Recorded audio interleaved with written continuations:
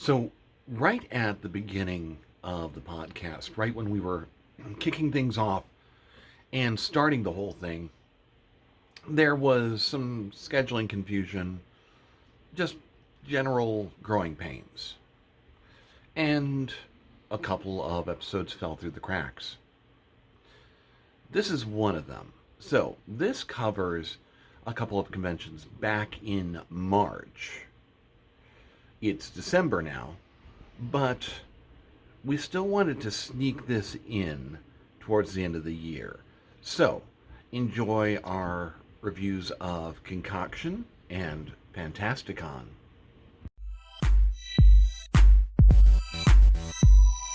I have been going to conventions since as long as I can remember, if I'm completely honest. Because, sometimes you can't cover an entire genre in half an hour. Pausing, and we will probably resume it sometime this week. It's kind of like the special features on a DVD. Field Guide to Monsters? One of the handbooks over there. Huh.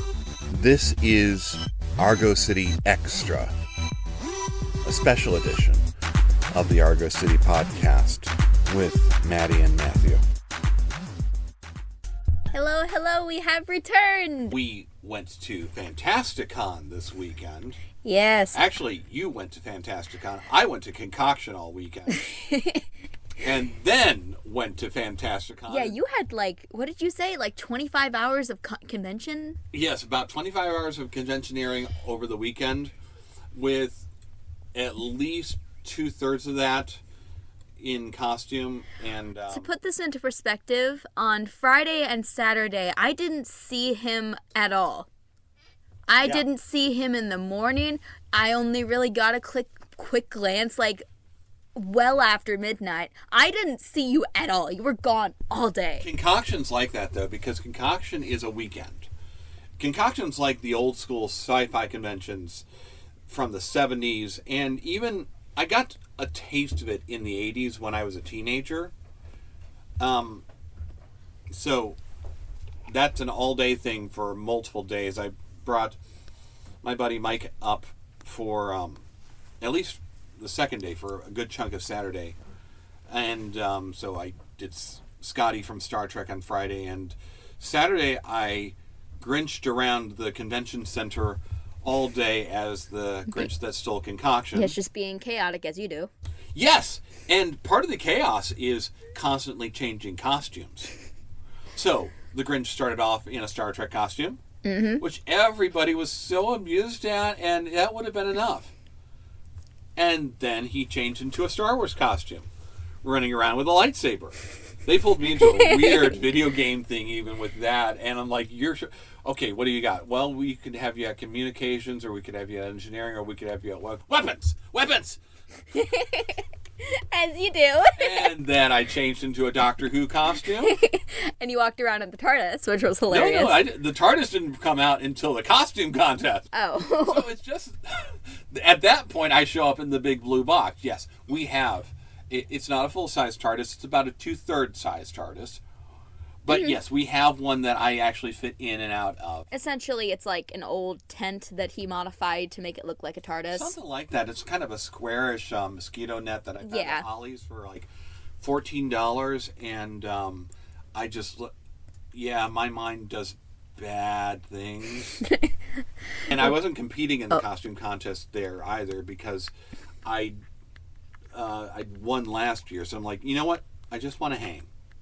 I just want to walk. I just want it. But that was no. But tell them what you did when you walked off. Yeah, well, see, that's the thing. That's the fun thing that because everybody else has been there all day too. They've seen him changing costumes. So when they announced me as the Grinch who stole Concoction, everybody gets the joke, and then they just see the blue box floating up. I mean, it's not really floating. If you look, you can see the furry green legs underneath it. They had 4 stops, so I stopped at the first corner and just the box there for people to take photos. Second stop, which is in front of the judges' table, which I turned the box around and got out of it. Third stop, I'm posing and doing Grinchy stuff. Fourth stop, again, ridiculous poses. Just like dramaticness. Yes. And then I jumped back into the box and screamed, "Ha! So long, suckers!" and ran in the box. The box is running with me down the aisle, out the door. I would have given anything to be there and see that. Oh, I'm so jealous. You were even more jealous because I was texting you all Friday. You were texting me like Saturday, all day. Friday, I was texting you all day. And we ended up like, okay, so watching the improv with the Confused Greenies, hitting a couple panels, ending up in An Epic the Musical, like sing along. Yes. Now, for those of you that don't know, the Epic the Musical is it's like a YouTube, Spotify series following the Odyssey. This guy made like a musical of it, and me and my dad have been watching through it so far. We're about to start the Underworld saga, for those of you that know the series. And he's texting me and sending me videos, and I'm sitting here like, what? This is so unfair! Because it seemed like everyone was just vibing. So imagine karaoke, but with that music, and we're just focused on. And they did show tunes the next day, so there was some Greatest Showman stuff. But yeah, Epic the Musical. I even looked at the schedule, and I'm like, oh, I have to send her a photo of this. Look what happens right after Doctor Who's line is it anyway? Yeah, you heard that right. It's hosted by a Dalek. Where the points don't matter and the winners are exterminated. Oh, no. Gently. But aside from that whole concoction adventure, after all of that, we had Sunday. We had Fantasticon 2025, which was... We didn't actually go last year, but we did go the year before. Yes. Fantasticon's a fairly regular stop. This one is in Toledo. So Toledo is up at like the topmost like northern western corner of Ohio. If you sneeze really hard, you'll find yourself in Michigan. It's right on the border. We pass through it every time that we head to Detroit. Yeah. So I've gone to Fantasticon I was there the first year, and they've just grown and gotten bigger and more packed. And they were a lot bigger this year than usual. Fantasticon is a soulless corporate owned convention. We prefer the fan run stuff, but for a corporate owned one, they do have a decent amount of heart. Yeah, there's a decent amount of stuff. They pay lip service to having some sort of programming, like they'll do trivia and they do musical chairs at one point. We had such a hard time finding the programming. Yeah, because they moved the room. Usually it's inside the giant like dealer's room. Usually, like I believe last time we went, it was like closed off with like those black banner things. Yeah, big black curtains. But this time around, they were off to the side in a side room, which I mean, good for them. But neither me nor him noticed it was there until it was too late to really hit any panels. They rented, they're renting more of the convention center, which, yeah, they should do because walking through there. It's a nightmare. It is shoulder to shoulder. Literally, even me in my tiny Hatsume cosplay, without the boots, mind you, I'm still trying to maneuver my way through those crowds. Yeah, tell me about the Hatsume cosplay that you did this time. Yeah, I actually decided to switch it up from her usual look with like the sports festival. Instead, I did I used my UA uniform jacket and skirt and just tied I went back and forth between tying the jacket around my waist and just like having it over without having it buttoned up. And I just kind of went with like her school-esque uniform based on a few pieces of fan art that I really like because I wanted to do something different and I didn't want to deal with the boots in that big of a crowd. No, and you've done Hatsume a couple different ways, and so this was cute. This was nice. And it's important to have a jacket. Because that's the jacket is the thing that made her recognizable, or at least people knew what I was from. Well, also because it's the end of February or the beginning of March in Ohio. Yes. And usually we are still a frozen tundra. Yes, but it's been oddly nice out the past couple days. We got a really nice day. And again, part of the reason this is important is because at Fantasticon, you are in the middle of the city. You are in the smack dab in the middle of Toledo. Yeah. So, parking garage costs more $10. Street parking is free. if you can find it. Which is not easy to do. We usually end up about a block or two away. Yeah. And we walk. And by the way, we're not the only ones. We'll follow the caravan that's going, or we'll run into people on our way back that are going back and forth. Yeah. So we're not the only ones trying to find the free street parking. Meters aren't running on the weekend. So we know going in that we're going to be walking. That jacket is a good The jacket, idea. actually, I was really happy that I decided to wear it because it provided an extra layer of heat because I was wearing a skirt with no leggings. I had shorts underneath it, obviously, but, like, my legs were freezing.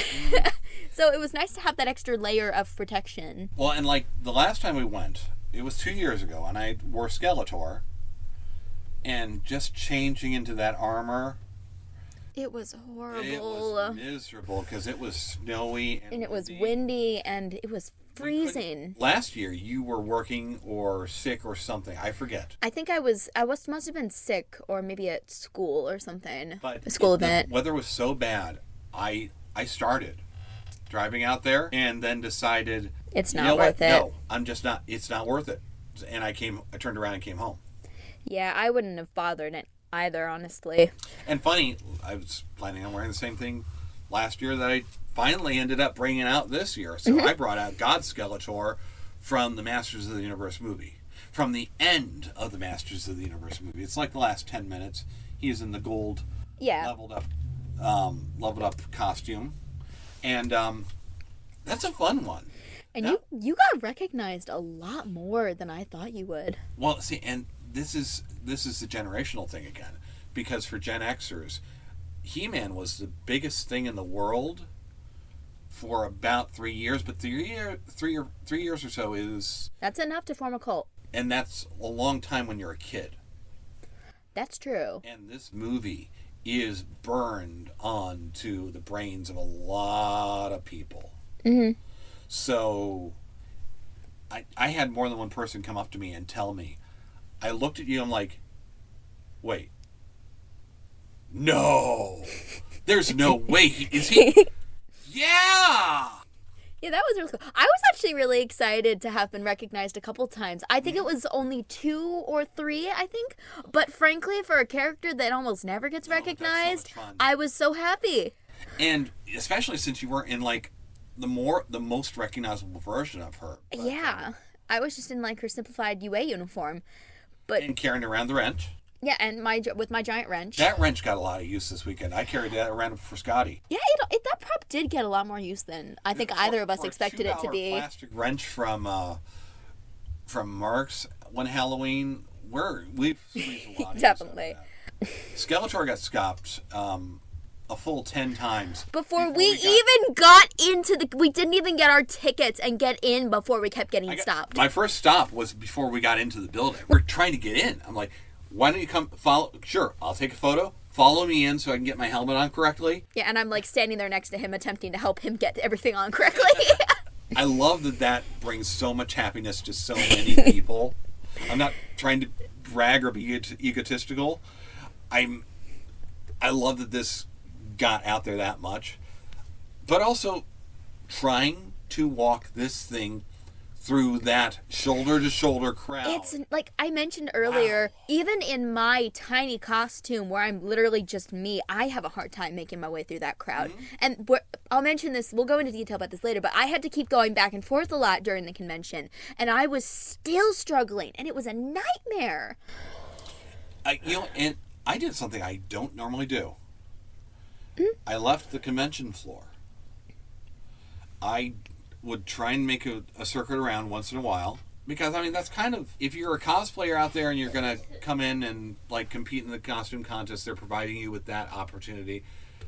I kind of feel like the deal is, okay, so we're doing that in exchange for you hanging out and being a walking prop for us. Yeah, exactly. And I want to keep up my end of that deal. Exactly, yeah. But...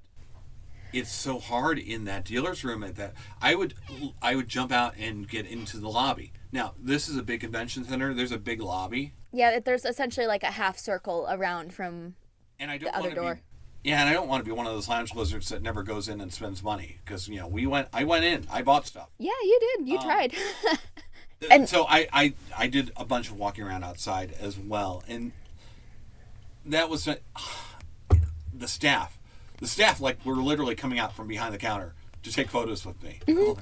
I will accommodate you with that. They definitely were trying their absolute best, and we credit them for that. Most of them are volunteers too, so they were doing the best that they could. Yeah, there were some problems with sign up. There were some problems even with okay, I understand you want my wristband to be where you can see it, so put it on my chin, but I really need one on my wrist too, because I may get out of this costume. Mm-hmm. So, but that's kind of what I'm saying about Fantasticon. It's very corporate. It feels very corporate. But at the same time, there's enough of a human touch there that I still like them. Yeah, I did want to go into this because I find it funny. Burger King was one of the sponsors of this one. They've been sponsoring it for a while now. Mm-hmm. As someone that currently works at Burger King, I was laughing when I saw them out of the corner of my eye. And I was like, I waited for the person in front of me to finish, and I was like, can I just take a picture of your booth? My boss will get a kick out of this. She did get a kick out of it. I showed her the picture like 2 days ago. Mm-hmm. She found it funny. They usually give out sometimes you can get like a coupon for like a free sandwich or something. The wheel yeah. You spin. Yeah, I got a free croissant which is a breakfast sandwich, and we didn't leave until 6 p.m. Yeah. And it's only available in Toledo. What I want to do is I really want to bring the coupon with me to my work and see if it'll work in the system. See, and I don't think it will, but I want to try. And I pointed that out to you because you didn't realize it was only valid in Toledo. Toledo is an hour away from here. Yeah, so we don't live anywhere close to it. We're not getting up early enough to go take advantage of that. Yeah. Although, I did save mine for 8 or 9 months. One time when I won one of those. Mm-hmm. So the next time that we went to a convention out that way, I'm like, wait, first we have to stop at Burger King. Oh my gosh. But this one's generally really cool. There were a lot of interesting cosplayers walking around. But one thing I did notice, there were not as many cosplayers as usual. Well, there weren't a lot of people who were going really hard. That's true. This is a big cosplay convention usually. And usually this is a really tough convention. I mentioned I did Skeletor a couple of years ago. And that's my big armored Skeletor. Yeah, your good one. He did not even place. I'm not even saying he didn't get... No, he didn't even place. Yeah. So that's how impressive the competition usually is. So it seemed like a lot of costumes were really simplified. I mean, there were a lot of really interesting ones walking around. Clever stuff. Fun stuff. I came across, I pointed out to you when we were walking through the lobby, that there was a Telemachus in the corner from Epic the Musical. Mm-hmm. And yes. I was like, keep an eye out for those cosplayers because they are everywhere. But you got to know what you're looking for. I actually ran into him later on in the day, and I was like, is that like a Telemachus? And he was like, no, it's Eurydice. And I'm like, oh, that's really cool. And he's like, you're like the third person to recognize me. I didn't expect to get recognized at this convention.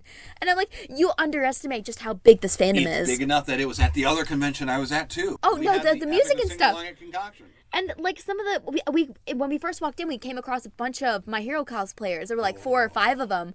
And I just ended up briefly chatting with them. We took a picture and then we kind of went our own separate ways. I was in the costume contest thinking, man, you should just jump in. I should have just competed with them. Ask can I be a part of your group? Yeah, I should. That would have been funny, but I'm too socially awkward for that. I don't know. You had the hot guy that was in line with us that you were chatting. Okay, don't call him hot, but he was nice. He was dressed up as I think it was Y. No. X. It was X from Murder Drones. One of my friends in high school was really obsessed with that series, so I recognized it, and we ended up just kind of chatting on and off and stuff. And he seemed really nice. We always end up next to nice people in line, which is cool. That's one of the things that I always say, and I'm sure we'll say it multiple times. Every time we do one of these, it's chatting with people in line. It's talking with the other girls in the bathroom. It's just hanging out with people that are in the same fandoms with you, because this is the space where you can do that without judgment. And that's great. And we try and draw and hang out with the people that are like that. We just don't hang out with the people that are petty or that are the rule lawyers and you have to do it this way, this or this way. We just don't We just don't deal with them. Yeah, just slowly back away and then bolt. But but there were some really amazing things there too. Some really interesting armors.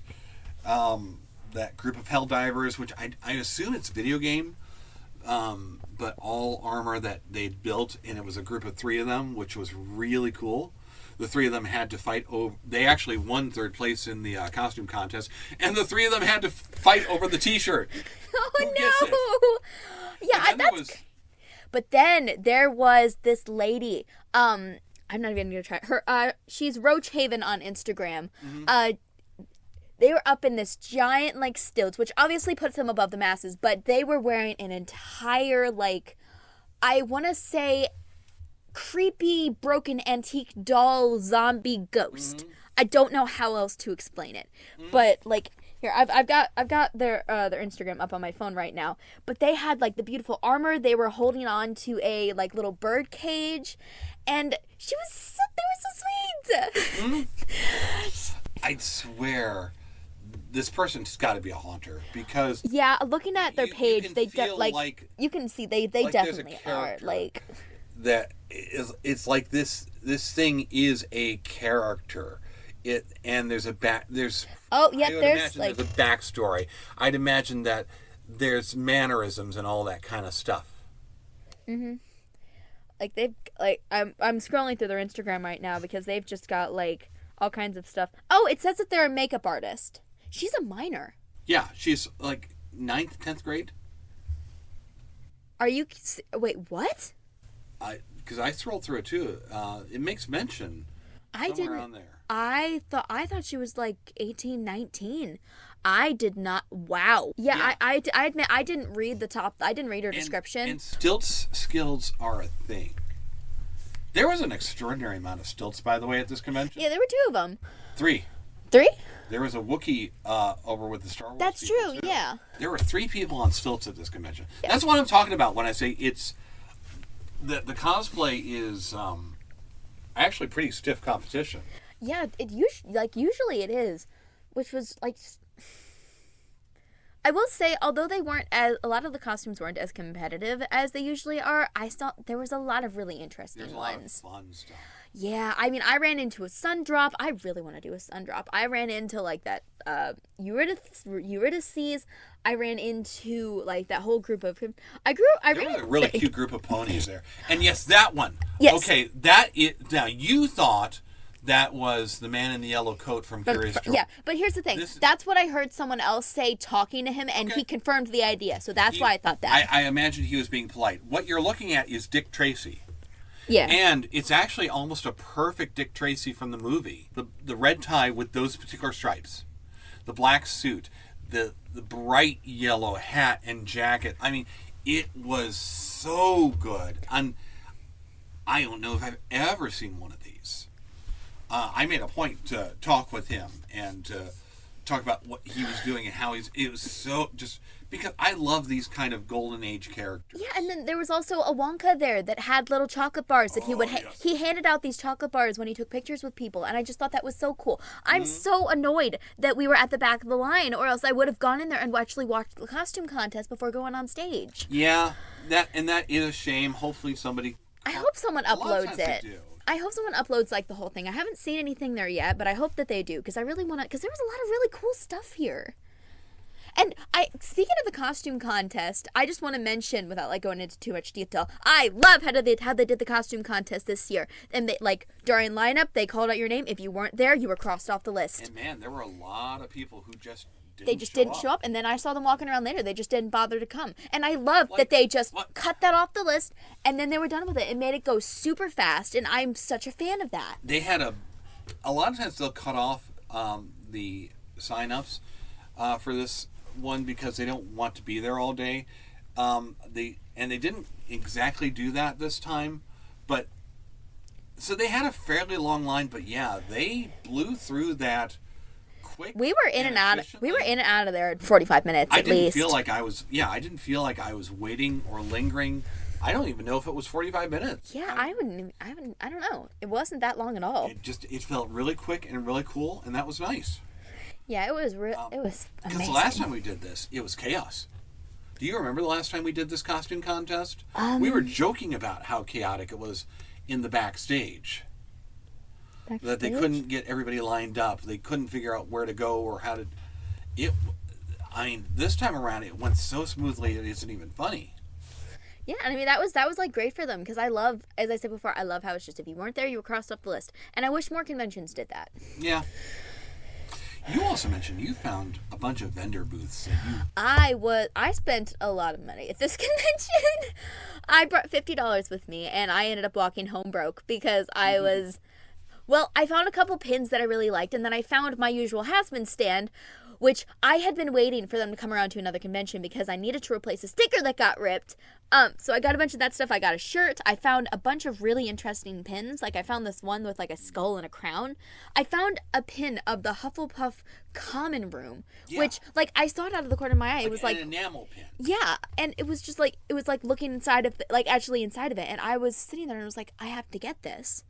I had to buy it, and the lady was such a nice person. I was like, I'm gonna buy this because I don't care if it's like $10 for like 2 pins at her stand. She's been so nice. I'm gonna do it anyways. I spent $2 getting 20 stickers at a sticker thing. You found one that's 10 for $1. 10 for $1, and I sat there digging for almost 10-15 minutes. And you don't understand because like for those of you who have not been around Maddie. She's got a fixation on stickers. She always comes home with fistfuls of stickers to the point where she found a sticker book. Not fistfuls of stickers, like 2 or 3, sometimes more. But I did buy like one of those sticker books that are made of like the actual material you stick stickers put them to. in there and then take them out, or so that I have storage. Because now I don't have to hold back anymore. And I'm like, 10 for $1 was insane. So I had to. Like you got me stickers. Yeah, I like, for those of you that haven't spelled that don't know, my dad does this really interesting McMandalorian, essentially the Mandalorian mixed with McDonald's. And he carries a little Yoda with like a little hat, with like a little crown, with a Burger King crown. And I saw that sticker and I was like, I have to get this. And then I also came across. She found a Yoda that has a crown on it. It looks exactly like my Yoda that we do with the McMandalorian. Yeah. And then I came across a Lydia and Wednesday sticker that I grabbed for you just because that also struck me as interesting. Yeah, and I just went to meet Lydia. I just went to meet her at Horror Realm a couple weeks ago. Because that's like the cartoon Lydia is more Lydia to me than the movie one. And so yeah, to mix and match those two things, that's really cool. Yeah, and the vendors here are usually really great. They usually have a good variety of stuff, which was cool. One of the charity booths that they had there had a bunch of Klingons. And they were like Klingon Assault Group. Yeah, they were donating money to no-kill shelters. And I like looked at you and was like, "Can I steal $1 to put in there because I was broke?" And you let me steal $1 to put in to donate to them.